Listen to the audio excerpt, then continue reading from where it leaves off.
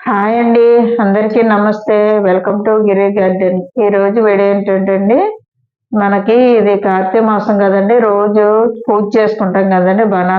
Banana ఎక్కువ మిగిలిపోతూ ఉంటాయి. ఇవి పాడైపోతాయి. అలా వేస్ట్గా అయిపోయే కన్నా మనకి మొక్కలకి ఎంతో ఉపయోగం అండి ఇది. బనానా, బెల్లము, పర్మిటేషన్ జ్యూస్ చేసుకుంటండి మనకి చాలా ఉపయోగాలు ఉన్నాయండి. మొక్కలకి పొటాషియం ఎక్కువ అంది. మనకి పువ్వులు బాగా పూస్తాయండి. క్రాప్ బాగా వస్తుందండి. ఇలాంటి బనానా జ్యూస్ చేయడానికి నేను ఇదిగోండి పాడైపోవడం అంటే నల్లగా అయిపోయినాయి అంతే. ఈ తొక్కలు, బనానా తొక్కలు నల్లగా అయిపోయి మాగిపోయినాయి బాగా. పండు మాత్రం బాగానే ఉంది లోన. చూసారా, ఇదిగోండి గుజ్జు. ఇలాంటిది ఇలా కలిపేసుకుంటే నాకు ఒక 1/2 కేజీ అయిందండి. అందులో ఒక 1/2 కేజీ బెల్లం వేస్తున్నాను. చూడండి, మనం తడి తగలకూడదండి. ఆవకాయ పచ్చడిలాగా మనం ఇది కలుపుకోవాలండి. మనకు 6 నెలలు ఉంటుందండి నిల్వ. ఇది 6 నెలల వరకు మనం మొక్కలు పోసుకోవచ్చు.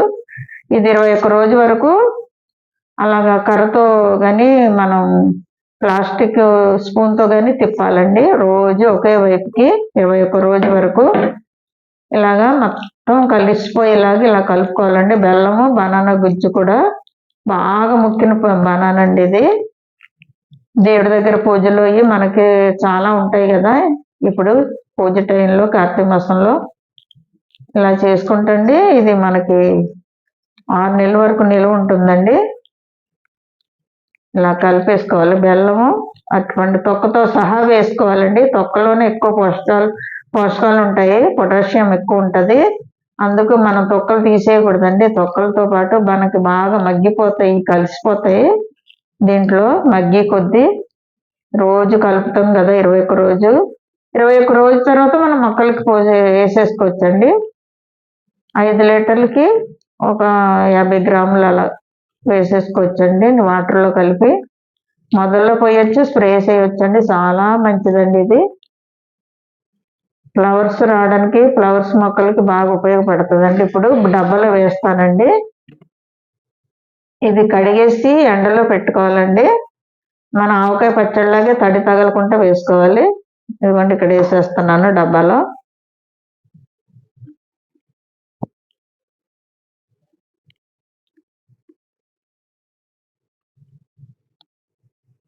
చాలా మంచిదండి మొక్కలకి మాత్రం ఇది.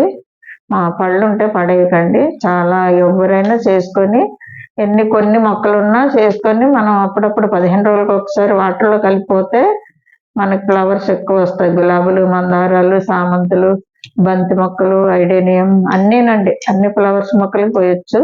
పళ్ళ మొక్కలు కూడా పోయొచ్చండి. కూరగాయ మొక్కలు, పళ్ళ మొక్కలు అన్ని A to Z అన్ని మొక్కలు పోసుకుంటే మంచి పోషకాలు అందుతాయండి. ఇది పొటాషియం ఎక్కువ ఉంటుంది దీంట్లో.